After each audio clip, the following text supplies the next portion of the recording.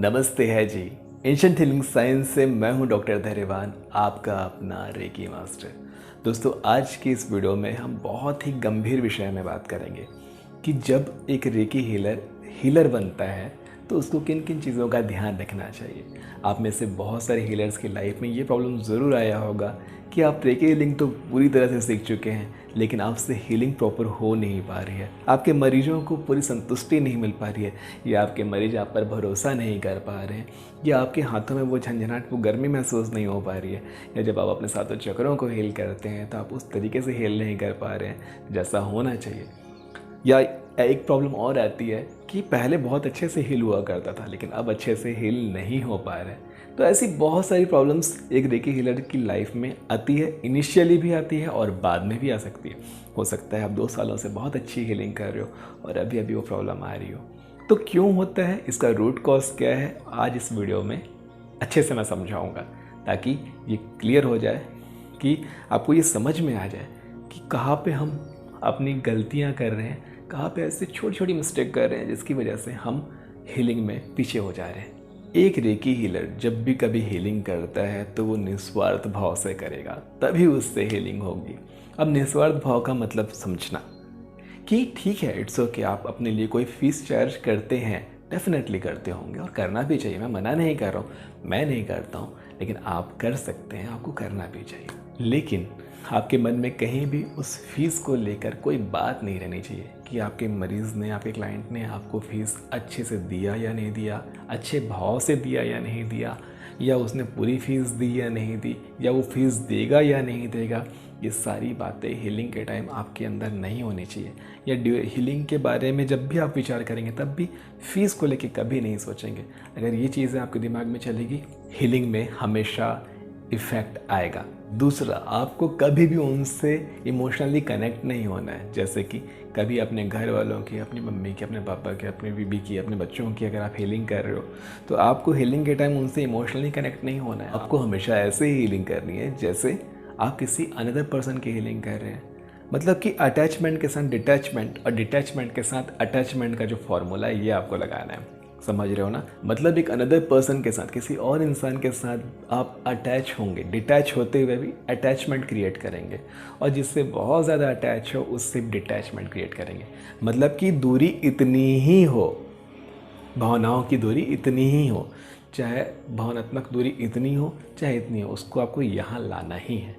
तीसरा, recce healing के 5 नियम होते हैं एक हीलर के लिए, जो रोज़ उन्हें अप्लाई करना होता है, जो कि ये हैं, और इन्हें आपको हमेशा याद रखना है। रेकी के ये नियम जो कुछ इस प्रकार हैं कि आज के लिए मैं क्रोध नहीं करूँगा, कि सिर्फ आज के लिए मैं चिंता से दूर रहूँगा, कि सिर्फ आज के लिए मैं अपने पर हुए कई आशीर्वादों की गिनती करूँगा। यानी कि आप ग्रेटिट्यूड की भावना की बात चल रही है, आप एहसानमंद रहेंगे कि सिर्फ आज के लिए मैं ईमानदारी से अपना काम करूँगा, सिर्फ आज के लिए मैं हर जीवित प्राणी के प्रति दयालु रहूँगा। तो ये कुछ नियम है जिसका पालन अगर आप करना भूल गए हैं या आप नहीं कर रहे हैं तो आपकी रेकी हीलिंग कमज़ोर होनी शुरू हो जाएगी। और ये आप कभी करके देख लेना, या अगर आपके साथ ऐसा हो रहा है तो थोड़ा सा मॉनिटर करके देखना, अपने पास्ट में जाकर आपको क्लियर हो जाएगा। अब सबसे इम्पोर्टेंट बात जो मैं आपको बताने वाला हूँ, आई एम दैट आई एम, ये कोड है जिस कोड को देने वाले मैसेंजर का नाम है मोसेस, इब्राहिम मूसा। यहूदी और इस्लाम धर्म के संस्थापक इब्राहिम मूसा, जिसे इंग्लिश में मोसेस कहा जाता है, उनके बारे में जो कहानी है उसके हिसाब से मैं आपको बता रहा हूँ। जो कि कहानी समझो सच समझो वो तो मैं नहीं बता पाऊँगा, लेकिन जो इसका सार है वो आपके काम बहुत ज़्यादा आएगा। कि इब्राहिम मूसा को जब भगवान जी के दर्शन हुए थे तब भगवान जी से उन्होंने पूछा कि आप कौन हैं, कौन हैं आप, क्योंकि वो नहीं जानते थे कि वो भगवान है। जब भगवान के दर्शन हुए थे, एक जलता हुआ पेड़ उन्हें मिला था, जो कि पेड़ जल तो रहा था लेकिन वो राख नहीं हो रहा था। तो कहानी के हिसाब से जब इब्राहिम मूसा को जलता हुआ पेड़ दिखा तो वो हैरान हो गए, उसकी दिव्यता को देख के हैरान हो गए। तो मोसेस ने उनसे पूछा कि कौन है आप, तो उन्होंने आंसर दिया, I am that I am. जी हाँ, मतलब मैं जो हूँ वही मैं हूँ। अब इस कोड का मतलब क्या है? सुनने में बहुत छोटी सी बात है, लेकिन इस कोड की बहुत गहरा मीनिंग है। मतलब उसके बाद भगवान जी ने उन्हें समझाया कि इसका क्या मतलब है, कि तुम्हें लगता है कि इस सारे संसार को मैंने बनाया है। तुम जो चीज़ें यूज़ करते हो, जो चीज़ तुम पहनते हो, जो चीज़ तुम रहते हो, जो तुम हो, इस सारी चीज़ों को मैंने बनाया है। लेकिन इन चीज़ों को मैंने बनाया है ये तो सच है, या ये सच नहीं भी है, लेकिन ये सारी चीज़ें जिसे तुम देख रहे हो वो मैं ही हूँ। आई एम दैट आई एम का मतलब ये है कि जो सारी चीज़ें आप देख रहे हो, जो जो सारी चीज़ों को आप महसूस कर सकते हो, और जो चीज़ें नहीं दिख रही हैं आपको, जो नहीं भी दिख रही हैं, मतलब जो खाली स्पेस है इस ब्रह्मांड का, वो भी मैं ही हूँ। मतलब भगवान जी ने ये कहा था कि जो उस चराचर जगत में तुम्हें दिख रहा है वो बनाने वाला मैं नहीं, बल्कि वो मैं खुद हूँ। मतलब कि हर वो चीज़, ये कपड़ा, ये शर्ट, आपका शरीर, आपकी ये आँखें, आपका ये बाल, आपका हर चीज़ स्वयं भगवान जी के ही शरीर का हिस्सा है। अब इससे भगवान जी का नाम हटा देते हैं। मैं ये कहता हूँ ये सारी चीज़ें ब्रह्मांड का ही हिस्सा है। जब भी आपसे मैं कहता हूँ कि ब्रह्मांडी शक्ति या ब्रह्मांड की तरफ देखिए, ब्रह्मांड से आप मांगिए अंतरिक्ष, तो आपके दिमाग में क्या आता है?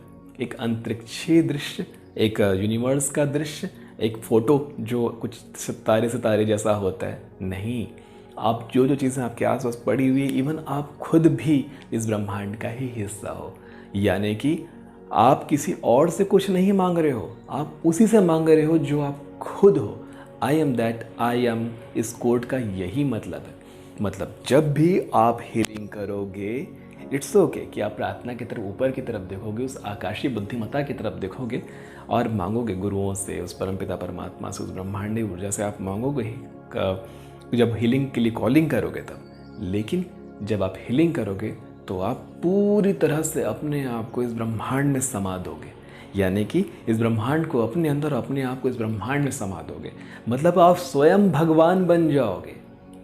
थोड़ा अजीब लग रहा है, कुछ ज़्यादा ही बढ़ा चढ़ा के बोला जा रहा है ऐसा लग रहा है, लेकिन ये बहुत बढ़ा चढ़ा के नहीं बोल रहा हूँ। मैं सिर्फ ये समझाने की कोशिश कर रहा हूँ दोस्त, कि आप उस परम पिता परमात्मा, उस बनाने वाले, उस असीम शक्ति, उस फॉर्मलेस सेबेस्टियन या ब्रह्मांडी चेतना, आप जो नाम देना चाहो, उससे अलग नहीं हो, आप उसका हिस्सा हो। जी हाँ, और अपने आप को जब आप ये मान लेते हो कि आप उस परमपिता परमात्मा के ही अंश हो, अपने आप को उस ब्रह्मांड का अंश जब मान लेते हो, जब समझ लेते हो, इस अपने आप को अलाइन कर लेते हो इस चराचर ब्रह्म से, इस शक्ति से, इस परम ऊर्जा से, तो आप सीधा उस शक्ति से सीधा जुड़ जाते हो। और जब आप तब हीलिंग करते हो, आपकी हीलिंग कारगर सिद्ध होती है। आपके अंदर वो जो धैर्य है वो बढ़ने लगता है, आपके अंदर का साहस बढ़ने लगता है, आपके अंदर की स्थिरता बढ़ने लगती है, और आप ये भूल जाते हो कि ये हीलिंग आप कर रहे हो। आप ये जान जाते हो कि आपके द्वारा ये हीलिंग कराई जा रही है, आपके द्वारा ये हीलिंग हो रही है। बातें बहुत गहरी हैं, समझ में थोड़ी लेट आएगी, लेकिन जब समझ में आ जाएगी बहुत अच्छे से आएगी। उस परमपिता परमात्मा को आप जिस नाम से भी जानते हो, जिस नाम से भी मानते हो, ऊपर देखो और हाथ जोड़कर उनसे आशीर्वाद मांगो कि हे प्रभु, मुझे अपनी शक्ति देकर एक हीलर बनाने के लिए। और जब आप इस भाव के साथ लोगों को हीलिंग करोगे, चीज़ों को हील करोगे, अपने आप को हील करोगे, तो हीलिंग ज़बरदस्त होगी। लेकिन किंतु परंतु समझने वाली बात यह है, मैं ये कह रहा हूँ कि अपने आप को भगवान समझना है, अपने आप को भगवान मान लेना है। इसका मतलब ये नहीं कि आपको अहंकारी हो जाना है, कि एक दो हीलिंग आपसे अच्छी होनी शुरू हो गई फिर आप अहंकार से भर जाएंगे कि मैं ही हूँ वो हीलर, मैं ही हूँ सबको ठीक करने वाला, मैं ही हूँ सबको चंगा करने वाला। अगर ये समझने लग गए ना दोस्त, सब खत्म हो जाएगा, सब कुछ ब्लॉक हो जाएगा, फिर पहले जैसा हो जाएगा, फिर से आप आम इंसान बन जाओगे। तो अपने आप को सोर्स से कनेक्ट करके रखो, पर अपने आप को कभी अहंकार से भरने मत देना। इस संसार में जितने भी हीलर्स आए, चाहे वो जीसस क्राइस्ट हो, चाहे वो गौतम बुद्धा हो, चाहे गुरु नानक साहेब हो, उन्होंने कभी उनके चेहरे में अहंकार नहीं देखा। उन्होंने लोगों को यूं ही हील किया, लोग कभी किसी से मांगा नहीं, किसी से कुछ इच्छा नहीं की, फिर भी उन्हें सब कुछ मिला, सबका प्रेम मिला, सबका आदर मिला, और आज हम उन्हें भगवान की तरह पूजते हैं। एक रेकी हीलर की लाइफ ऐसे ही होती है, उसके पास सब कुछ होता है, सारी खुशियाँ होती है, वो रात को सुकून से सोता है, सुबह मुस्कुराते हुए उठता है, क्योंकि वो देना जानता है। आई एम दैट आई एम, ये जो कोड है, इसका एक मतलब ये भी है कि देना और पाना एक ही है, क्योंकि जिसे आप दे रहे हो वो भी खुदा है और जो आप पा रहे हो आप खुद भी खुदा हो। मतलब आप इस ब्रह्मांड का ही हिस्सा हो। तो क्या दिया, क्या लिया, क्या पाया और क्या खोया, जब इस चेतना में आप आ जाते हो ना, आपके अंदर समृद्धि बढ़नी शुरू हो जाती है। किस चीज़ की इच्छा है आपको? पैसों की, भरपूर होगा। स्वास्थ्य की, भरपूर होगा। खुशियों की, भरपूर होगा। चाहे रिलेशनशिप हो, चाहे जॉब हो, चाहे बिजनेस हो, चाहे पढ़ाई हो, कहीं पर भी आप कुछ भी कर रहे हो, आप संपूर्णता से करोगे, क्योंकि आपका एफर्ट ख़त्म हो जाएगा। एफर्टलेस एफर्ट आ जाएगा। कर्ता का भाव ख़त्म हो जाएगा। अपने आप के अंदर होने का भाव हो जाएगा कि कर तो आप रहे हो, हाथ चला आपका रहा है, पैर आपका चल रहा है, दिमाग आपका चल रहा है, लेकिन ऊर्जा कहीं और से आ रही है। और इस भाव से ही आपकी रेकी हीलिंग भी होगी और दिन के सारे काम भी होंगे। आपकी रेकी हीलिंग करने मात्र से, लोगों का भला करने मात्र से आपका भला होना शुरू होगा। आपके सारे कार्य सिद्ध होने शुरू हो जाएंगे और ऐसे ही एक रेकी हीलर अपनी ज़िंदगी में संपूर्णता को प्राप्त करता है। आज के लिए इतना ही। बहुत गहरी बातें कह दी है मैंने, शायद समझ में ना आए, धीरे से समझ में आएगी। अगर कोई बात अजीब लगी हो तो माफ़ करना। मिलते रहेंगे आने वाले वीडियोस पे। और अच्छी बातें करनी बाकी है और गहरी समझ को जानना बाकी है। नमस्ते है जी।